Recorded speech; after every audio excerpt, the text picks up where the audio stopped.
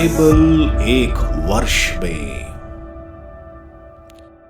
नमस्कार, आप सबका बाइबल एक वर्ष में स्वागत है। आप सब ने जो कदम उठाया है प्रभु के वचन सुनने के लिए, यह हमारे जीवन के अंधेरों को दूर करेंगे और हमें प्रभु के प्रकाश में चलाएंगे। आज हम निर्गमन ग्रंथ का अध्याय 15, 16, संत मत्ती का अध्याय 27 और स्रोत ग्रंथ का 50वां स्रोत सुनेंगे। प्रभु का वचन सुनने से पहले आइए हम ईश्वर से प्रार्थना करें। हे प्रभु, हम आपका वचन सुनने वाले हैं। हमारे मन की आंखें खोलें और हमें आध्यात्मिक प्रज्ञा दें ताकि हम आपको जान सकें और आपके वचन के अनुसार अपना जीवन जिए। यह हम मांगते हैं आपसे प्रभु यीशु के नाम, आमेन। निर्गमन ग्रंथ अध्याय 15, मूसा का विजय गान। तब मूसा और इस्राएली प्रभु को आदर में यह भजन गाने लगे। मैं प्रभु का गुणगान करना चाहता हूँ। उसने अपनी महिमा प्रकट की है। उसने घोड़ों के साथ घुड़सवार को समुद्र में फेंक दिया है। प्रभु मेरा शक्तिशाली रक्षक है। उसने मेरा उद्धार किया है। मैं अपने ईश्वर की महिमा गाऊंगा। मैं अपने पिता के ईश्वर की स्तुति करूंगा। प्रभु महान योद्धा है। प्रभु ही उसका नाम है। उसने फिरौन के रथ और उसकी सेना को सागर में फेंक दिया है। फिरौन के चुने हुए वीर योद्धा लाल सागर में डूबकर मर गए। समुद्र की लहरें उन्हें ढकती हैं। वह पत्थर की तरह जल गर्त में डूब गए। प्रभु तेरा दाहिना हाथ शक्तिशाली है। प्रभु तेरा भुजबल शत्रु को कुचल देता है। तू अपनी तेजस्विता से अपने विरोधियों का दमन करता है। अपनी कोपाग्नि द्वारा उन्हें भूसे की तरह भस्म कर देता है। तेरी एक ही सांस में पानी थम गया। जलधारा दीवार की तरह खड़ी हो गई और समुद्र की लहरें बर्फ की तरह जम गई। शत्रु ने कहा, मैं उनका पीछा करूंगा और उन्हें पकड़ लूंगा। मैं लूट का माल बांट कर तृप्त हो जाऊंगा। मैं तलवार खींचकर उनका सर्वनाश करूंगा। तूने सांस फूंक कर उन्हें समुद्र में ढक दिया। वे शीशे की तरह गहरे पानी में डूब गए।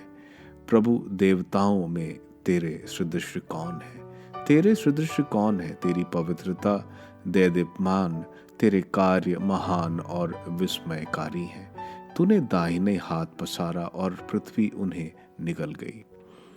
तूने जिस प्रजा का उद्धार किया था, तू निष्ठापूर्वक उसका पथ प्रदर्शन करता रहा।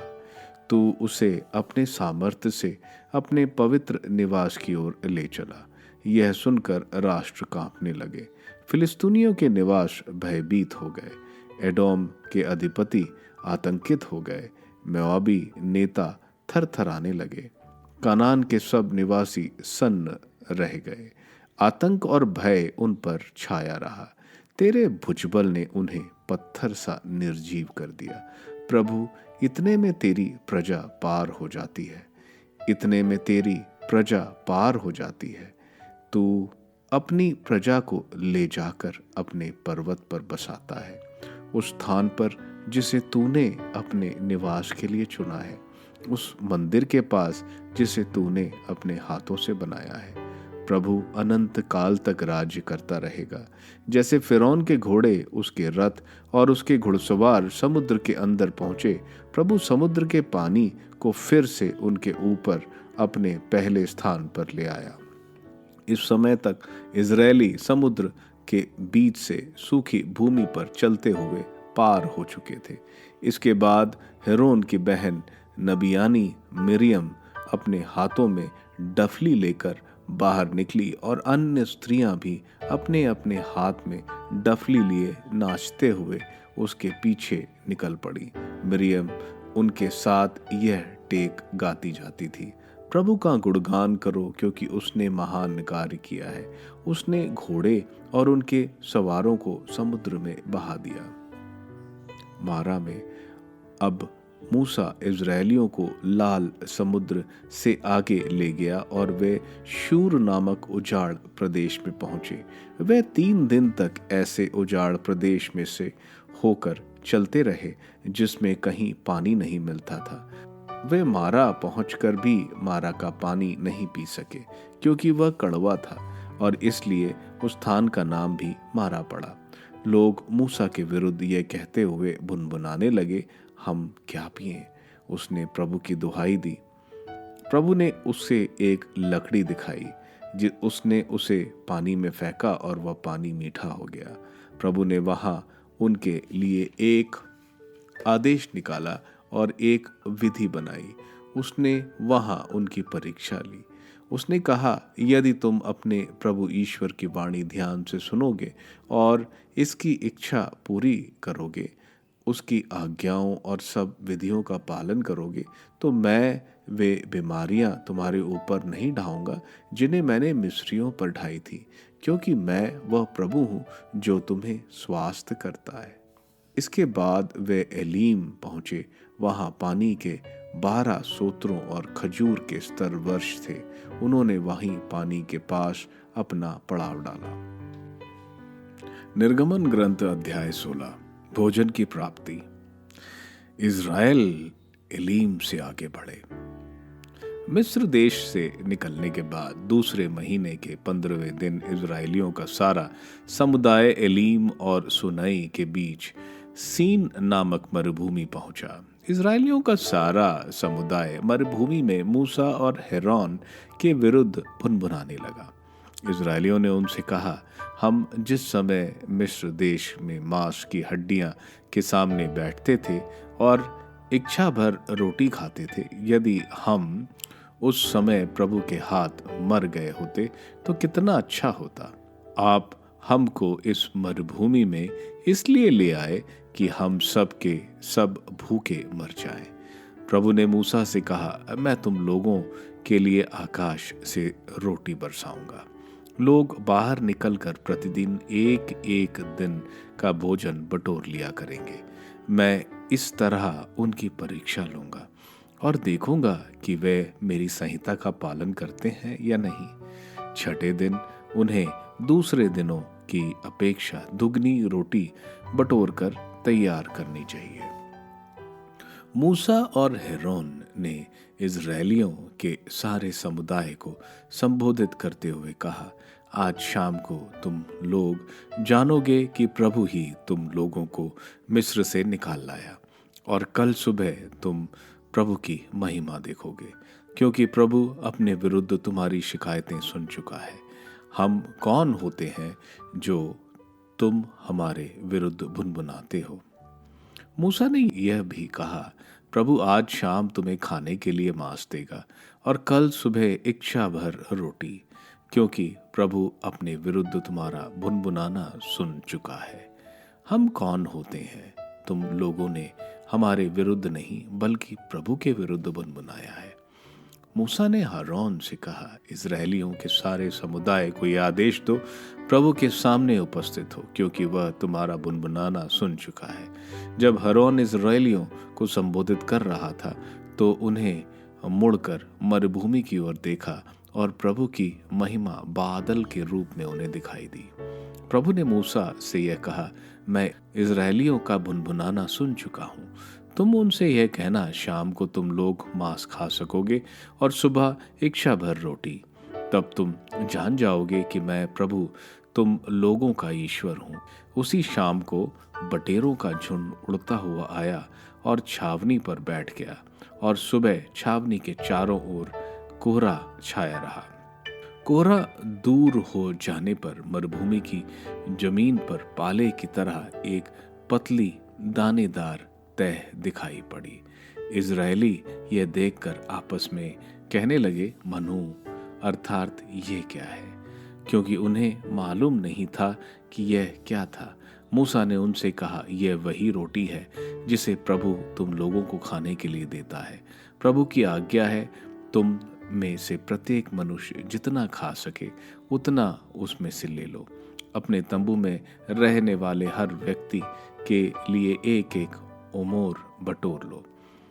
इजरायलियों ने ऐसा ही किया, किसी ने अधिक किसी ने कम बटोरा, किंतु जब उन्होंने उसे ओमर से नापा तो जिसने अधिक बटोरा था उसके पास अधिक नहीं था और न उसके पास कम था। जिसने कम बटोरा था प्रत्येक ने उतना ही बटोरा था जितनी उसकी आवश्यकता थी। मूसा ने उनसे कहा, कोई दूसरे दिन के लिए कुछ भी बचा न रहे। किंतु किसी किसी ने मूसा की बात ना मानकर दूसरे दिन के लिए भी उसमें से थोड़ा सा बचा कर रख लिया, लेकिन वह सड़कर दुर्गंध से भर गया और उसमें कीड़े पड़ गए। मूसा उन पर क्रुद्ध हुआ। वह प्रतिदिन सवेरे अपनी अपनी आवश्यकता के अनुसार उसे बटोरते थे, लेकिन सूर्य के तपने पर वह गल जाता था। छठे दिन वे दूना बटोरते थे, हर एक के लिए 2-2 ओमेर। जब समुदाय के सब नेता आए और उन्होंने यह बात मूसा को बताई तो उसने उनसे कहा, प्रभु की आज्ञा है, कल विश्राम दिवस है, प्रभु के लिए पवित्र साबत है। जितना पकाना चाहते हो उतना पकाओ और जितना उबालना चाहते हो उतना उबाल लो। जो कुछ बच जाए उसे कल के उपयोग के लिए अलग रख दो। इसलिए मूसा की आज्ञा के अनुसार उन्होंने उसे कल के उपयोग के लिए रख लिया। उसमें ना दुर्गंध आई और उसमें ना कीड़े पड़े। तब मूसा ने कहा, आज इसे खा लो, क्योंकि आज प्रभु का विश्राम दिवस है। आज यह तुम्हें जमीन पर नहीं मिलेगा। तुम इसे 6 दिन तक बटोर सकते हो, किंतु 7वें दिन विश्राम दिवस है, इसलिए यह नहीं मिलेगा। कुछ लोग 7वें दिन बटोरने के लिए बाहर गए, लेकिन उन्हें कुछ नहीं मिला। इस पर मूसा ने कहा, तुम मेरी आज्ञाओं और मेरी विधियों की अवज्ञा कब तक करते रहोगे? देखो, प्रभु ने तुम्हें विश्राम दिवस दिया, इसलिए छठे दिन वह तुम्हें 2 दिन के लिए भोजन देता है। तुम में से हर एक 7वें दिन जहां हो वहां रहे, कोई भी अपने यहाँ से नहीं जाए। इसलिए 7वें दिन लोगों ने विश्राम किया। इज़राइल के वंशजों ने उस रोटी का नाम मन्ना रखा। वह धनिये के बीज के समान सफेद था और उसका स्वाद मधु के पुए जैसा था। मूसा ने कहा, प्रभु की आज्ञा यह है कि तुम्हारे वंशजों के लिए उसमें से 1 ओमेर सुरक्षित रखा जाए, जिससे वह रोटी देख सकें जिसे मैंने तुम लोगों को निर्जन प्रदेश में खिलाया है, जब मैं तुमको मिस्र देश से निकाल लाया था।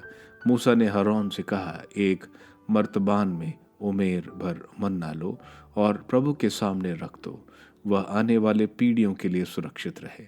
प्रभु ने मूसा को जैसी आज्ञा दी थी, हारून ने उसी प्रकार उसे विधान पत्र के सामने रख दिया, जिससे वह सुरक्षित रहे।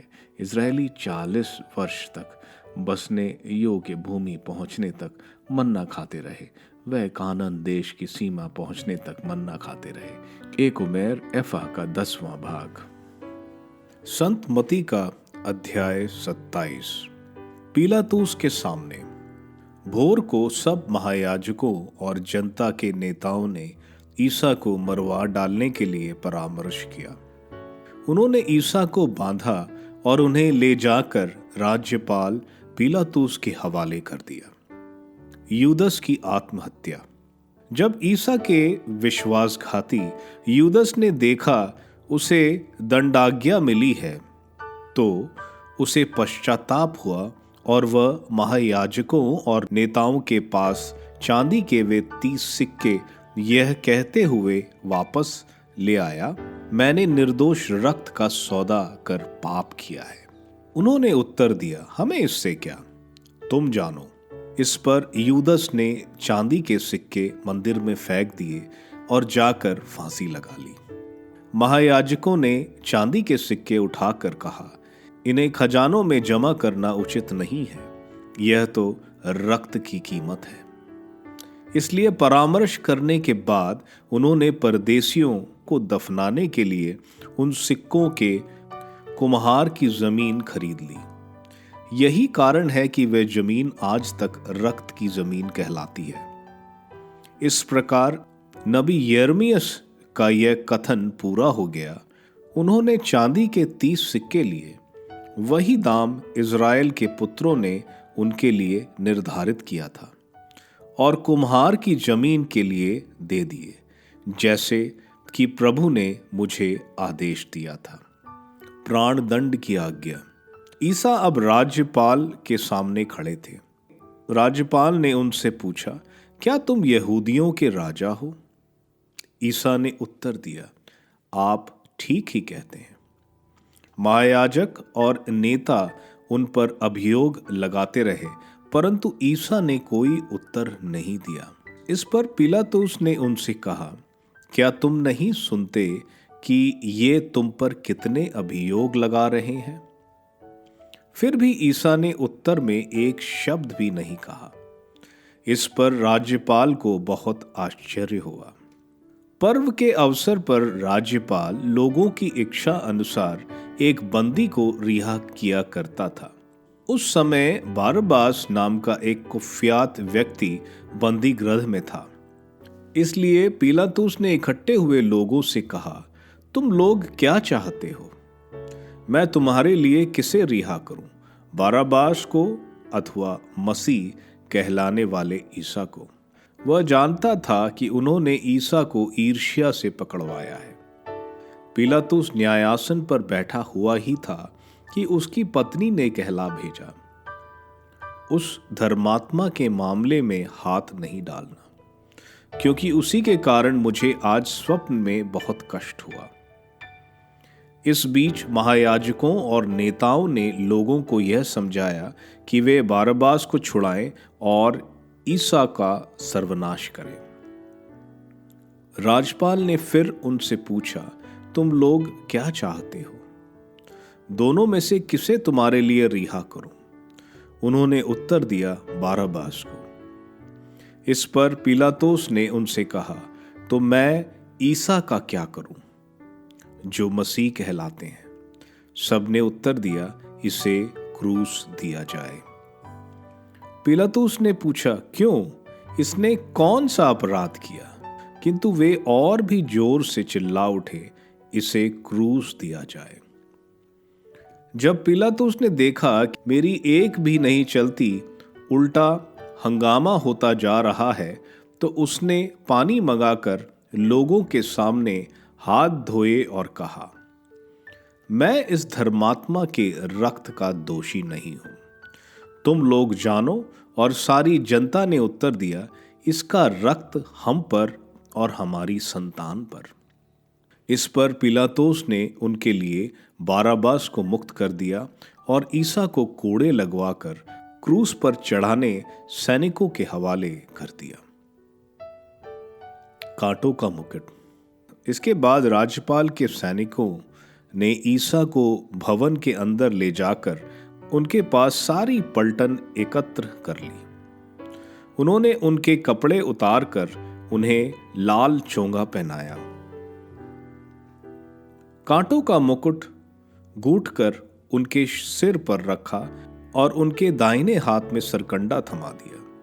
तब उनके सामने घुटने टेक कर उन्होंने यह कहते हुए उनका उपहास किया, यहूदियों के राजा प्रणाम। वे उन पर थूकते और सरकंडा छीनकर उनके सिर पर मारते थे। इस प्रकार उनका उपहास करने के बाद वे चोंगा उतारकर और उन्हें उनकी निजी कपड़े पहनाकर क्रूस पर चढ़ाने ले चले। क्रूस आरोपण। शहर से निकलते समय उन्हें कुरेने निवासी सिमोन मिला और उन्होंने उसे ईसा का क्रूस उठा ले चलने के लिए बाध्य किया। वे उस जगह पहुंचे जो गोलगोथा अर्थात खोपड़ी की जगह कहलाती है। वहां लोगों ने ईसा को पित्त मिली हुई अंगूरी पीने को दी। उन्होंने उसे चख तो लिया, लेकिन उसे पीना अस्वीकार किया। उन्होंने ईसा को क्रूस पर चढ़ाया और चिट्ठी डालकर उनके कपड़े बांट लिए। उसके बाद वे उन पर पहरा देने बैठे। ईसा के सिर के ऊपर दोषपत्र लटका दिया गया। वो इस प्रकार था, यह यहूदियों का राजा ईसा है। ईसा के साथ ही उन्होंने 2 डाकुओं को क्रूस पर चढ़ाया, एक को उनके दाएं और दूसरे को उनके बाएं। अपमान और उपहास। उधर से आने वाले लोग ईसा की निंदा करते और सिर हिलाते हुए यह कहते थे, ए मंदिर ढाने वाले और 3 दिनों के अंदर उसे फिर बना देने वाले, यदि तू ईश्वर का पुत्र है तो क्रूस से उतर आ। इसी तरह शास्त्रियों और नेताओं के साथ महायाजक भी यह कहते हुए उनका उपहास करते थे, इसने दूसरों को बचाया किंतु यह अपने को नहीं बचा सका।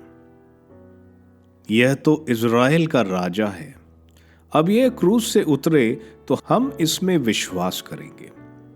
इसे ईश्वर का भरोसा था, यदि ईश्वर इस पर प्रसन्न हो तो इसे छुड़ाए। इसने तो कहा है, मैं ईश्वर का पुत्र हूं। जो डाकू ईसा के साथ क्रूस पर चढ़ाए गए थे, वे भी इसी तरह उनका उपहास करते थे। ईसा की मृत्यु। दोपहर से 3 पहर तक पूरे प्रदेश पर अंधेरा छाया रहा। लगभग तीसरे पहर ईसा ने ऊंचे स्वर से पुकारा, एली एली लेमा सबक्तानी। इसका अर्थ है, मेरे ईश्वर तूने मुझे क्यों त्याग दिया है। यह सुनकर पास खड़े लोगों में से कुछ कहते थे, यह एलियस को बुला रहा है।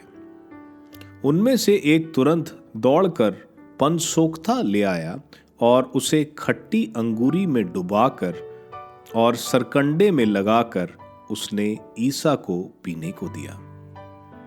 कुछ लोगों ने कहा, रहने दो, देखें एलियस इसे बचाने आता है या नहीं। तब ईसा ने फिर ऊंचे स्वर से पुकार कर प्राण त्याग दिए। उसी समय मंदिर का पर्दा ऊपर से नीचे तक फटकर 2 टुकड़े हो गया। पृथ्वी कांप उठी, चट्टानें फट गई, कब्रें खुल गईं और बहुत से मृत संतों के शरीर पुनर्जीवित हो गए। वे ईसा के पुनरुत्थान के बाद कब्रों से निकले और पवित्र नगर जाकर बहुतों को दिखाई दिए।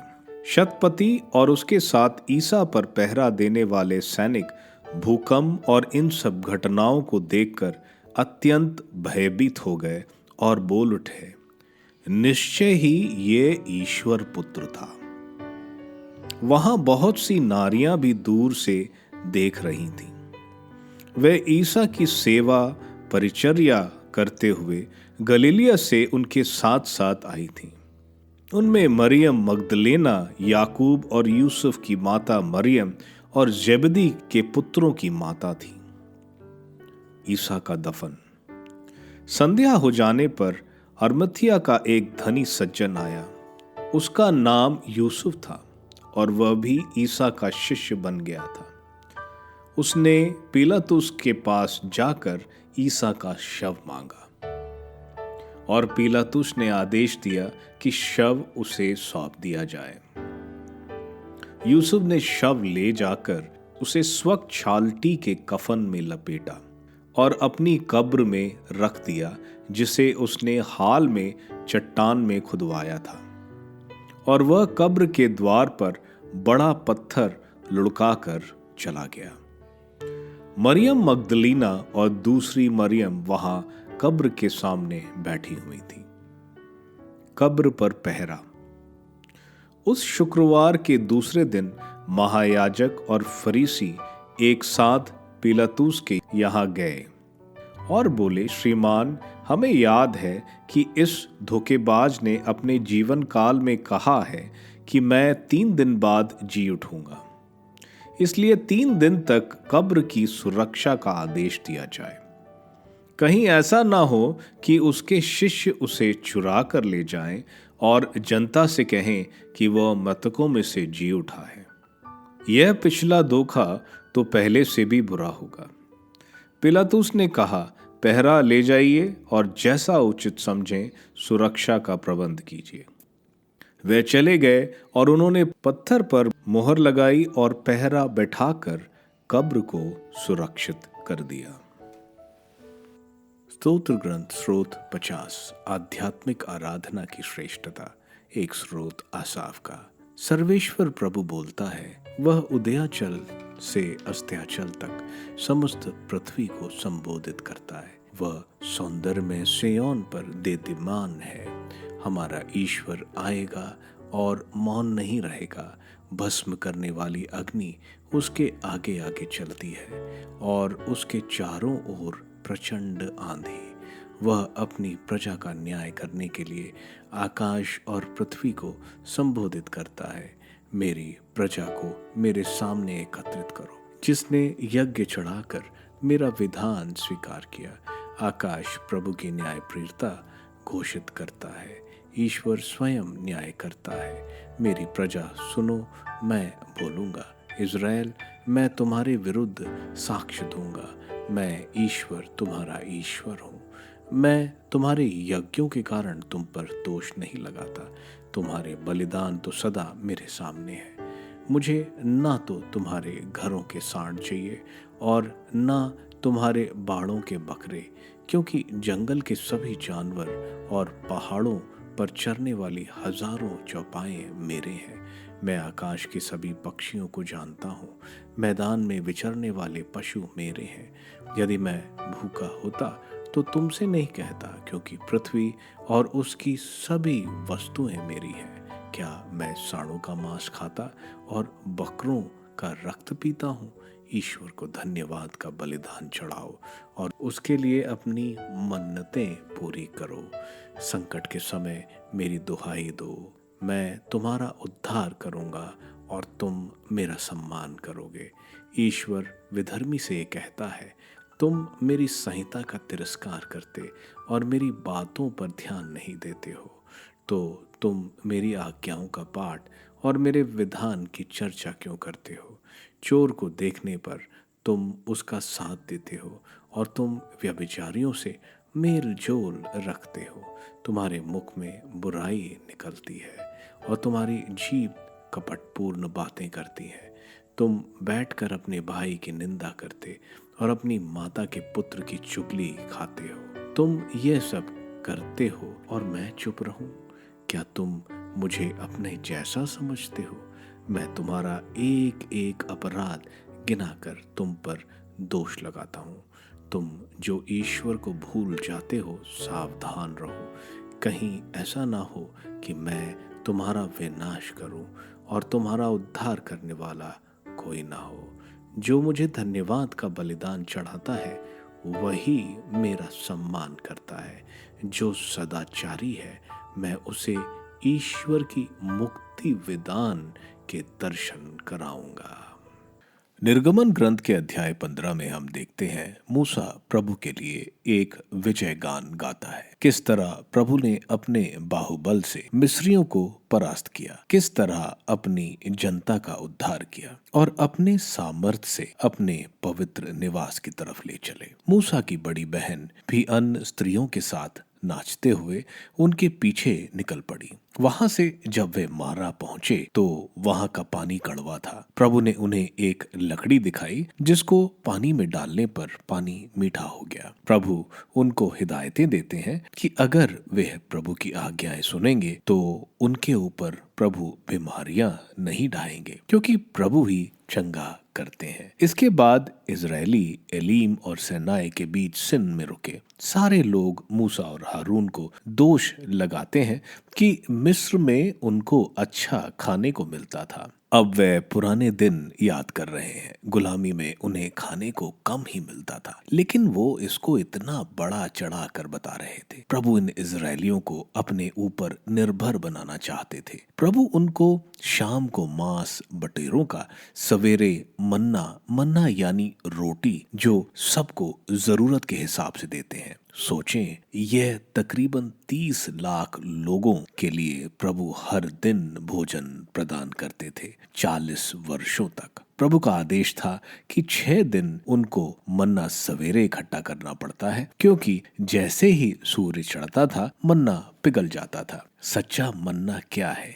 कल के मत्ती के अध्याय 26 में हमने देखा प्रभु ही स्वर्ग से आई हुई रोटी है। जो मन्ना उन्होंने मरुभूमि में मिला उसे इजरायलियों ने खाया लेकिन मर गए। प्रभु कहते हैं ये रोटी जो मेरा शरीर है उसे खाता है वह कभी नहीं मरेगा, यानी अनंत जीवन पाएगा, जिसे हम परम प्रसाद में ग्रहण करते हैं। इसलिए हमें परम प्रसाद समारोह में जितना ज्यादा भाग ले सकते हैं लेना चाहिए। इसी तरह प्रभु के वचन हमें रोज स्मरण करना चाहिए।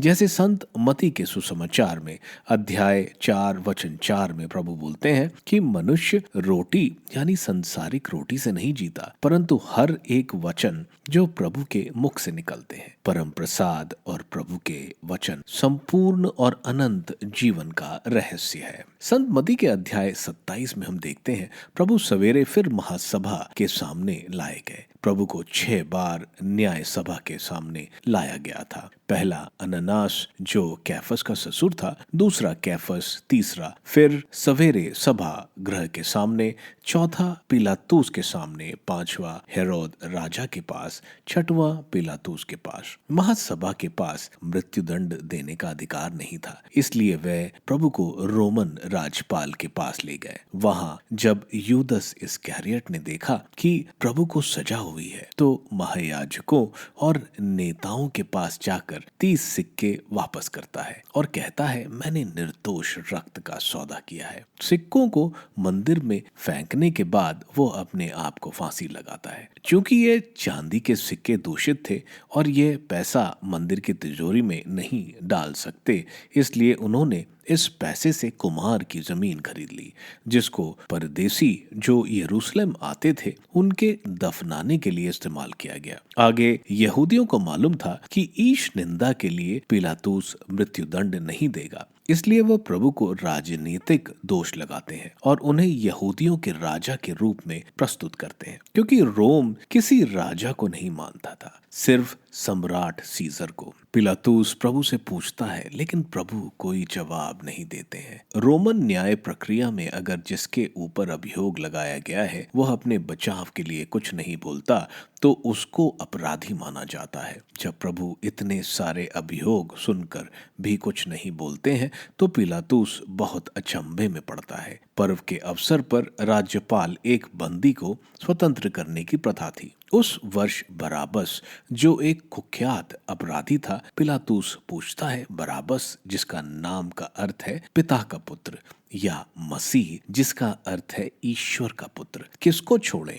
कितनी बड़ी विडंबना। लोग कहते हैं कि बराबस को छोड़ दो और मसीह को क्रूस दो। ईश्वर को ये लोग क्रूस दे रहे हैं और एक कुख्यात डाकू को स्वीकार कर रहे हैं। पिलातूस जानता था प्रभु निर्दोष है, लेकिन वह नहीं चाहता था कि यहूदी विद्रोह करें, इसलिए वह पानी से हाथ धोता है और कहता है उसका इस निर्दोष व्यक्ति की मौत में कोई हाथ नहीं है। वो प्रभु को कोड़े लगवाने का और क्रूस पर चढ़ाने का आदेश देता है। कोड़े लगाने के सबसे दर्दनाक तरीके द्वारा प्रभु को कोड़े लगाए गए। इसमें जिसको कोड़े लगाते हैं उसके दोनों हाथ ऊपर बांध देते हैं, इससे उसकी कमर की चमड़ी खिंच जाती है और कोड़े लगाने वाले 2 रोमन सिपाही होते हैं जिनके कोड़े चमड़े के होते हैं और उनके सिरों पर कांच या नुकीली हड्डी के टुकड़े लगे रहते थे। जब ये कोड़े मारते थे उसके साथ चमड़ी भी उखड़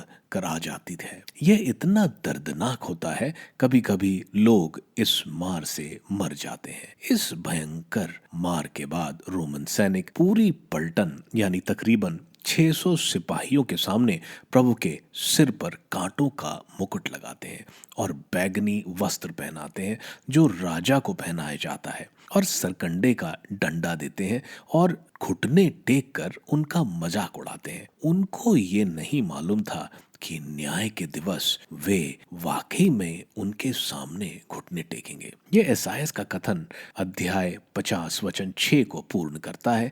इसके अलावा प्रभु ने स्वयं इसके बारे में संत मत्ती के अध्याय 20 वचन 19 में प्रभु ने कहा था, मुझे गैर यहूदियों के हवाले करा जाएगा और क्रूस पर चढ़ाएंगे। इसके बाद उनके वस्त्र उन्होंने प्रभु को पहनाया। प्रभु में कोड़ों की मार और कांटों के मुकुट के दर्द के कारण वे बहुत थक गए थे। तब उन सैनिकों ने सिमोन, जो उत्तर अफ्रीका का नागरिक, वो शायद पास्का महोत्सव मनाने आया था, उसको क्रूस उठाने को कहते हैं। वह गोलगोता, जिसका मतलब है खोपड़ी, क्योंकि उस पहाड़ी के पत्थर खोपड़ी की तरह देखने में लगते हैं। क्रूस पर जिसको भी चढ़ाया जाता है उसके कपड़े उतारे जाते हैं और कपड़े उन्होंने चिट्ठी डालकर बांटे, जैसे स्तोत्र ग्रंथ के 22वें स्रोत में लिखा है। एक तख्ती लगाई यहूदियों का राजा, ये प्रभु का मजाक उड़ाने के लिए कि ये नंगे और चोटग्रस्त यहूदियों का राजा है। सब प्रभु का उपहास उड़ाते हैं। अगर यह मसीह है तो क्रूस पर से नीचे आए। उनको यह नहीं मालूम था कि प्रभु कभी नीचे नहीं आते, क्योंकि अगर वे नीचे आते तो हम सबको अपने पापों की सजा भुगतनी पड़ती। दोपहर के 12 से 3 बजे तक घोर अंधेरा छा गया। प्रभु स्रोत ग्रंथ के 22वें स्रोत का पहला वचन बोलते हैं, मेरे ईश्वर, आपने मुझे क्यों त्याग दिया। इसके बाद पास खड़े व्यक्ति ने प्रभु को पनखोटे को डुबाकर खट्टी अंगूरी पिलाई, जैसा स्तोत्र ग्रंथ के 69 स्रोत 21वें वचन में लिखा है। इसके साथ ऊंचे स्वर से पुकारकर प्रभु ने प्राण त्याग दिए और अपनी आत्मा ईश्वर को दे दी। उसी वक्त मंदिर का पर्दा, जो पवित्र से पवित्र जगह को ढक कर रखती थी, जहां कोई नहीं जा सकता था, जहां ईश्वर की उपस्थिति रहती है, फट जाता है। यानी जो पर्दा ईश्वर और उनके लोगों के बीच में था, प्रभु के कुर्बानी से हट गया। अब हम परमेश्वर से आमने सामने प्रार्थना कर सकते हैं, बिना पर्दे के। कुछ धार्मिक यहूदी जो मर गए थे अपनी कब्रों से बाहर आ गए और बहुत लोगों को दिखाई दिए। वहां जो शतपति था, जब उसने यह सब देखा तो उसने बोला, सचमुच ये ईश्वर के पुत्र थे। जो प्रभु को मार रहे थे उनको प्रभु पर अब ज्यादा विश्वास था। क्रूस के पास उनके कोई शिष्य नहीं थे, केवल योहन। बाकी सारी विश्वासी महिलाएं जो प्रभु के साथ थी। प्रभु को यूसुफ अरमतिया ने एक नई कब्र में रख दिया। महायाजक और फरीसी पिलातुस को निवेदन करते हैं कि कब्र पर पहरा लगाया जाए, और पिलातुस कब्र को मोहर और पहरा लगाता है। स्रोत ग्रंथ के 50वें स्रोत, जो आसाफ, जो राजा दाऊद के मुख्य संगीतकार हैं, उन्होंने यह स्रोत लिखा है। स्रोतकार बोल रहा है, प्रभु को जो बलि चढ़ाई जाती है वह ठीक है, लेकिन प्रभु को धन्यवाद की प्रार्थना ज्यादा पसंद है। संसार के जानवर मेरे हैं, तो क्या मैं बलि से प्रसन्न होता हूँ? प्रभु दुष्टों को भी बोल रहे हैं, अपना रास्ता बदलो, नहीं तो कल देर हो जाएगी। प्रभु को जो धन्यवाद की बलि चढ़ाते हैं और प्रभु के बताए रास्ते पर चलते हैं, उन्हें अनंत जीवन मिलेगा। आप सबको धन्यवाद ईश्वर के वचन सुनने के लिए। मैं आपसे विनती करता हूं कि आप बाइबल एक वर्ष में को दूसरों के साथ शेयर करें, क्योंकि प्रभु का वचन स्वयं प्रभु यीशु है। प्रभु को दूसरों को देने वालों को प्रभु की आशीष जरूर मिलेगी। मैं आप सबका बड़ी बेसब्री से कल इंतजार करूंगा। धन्यवाद।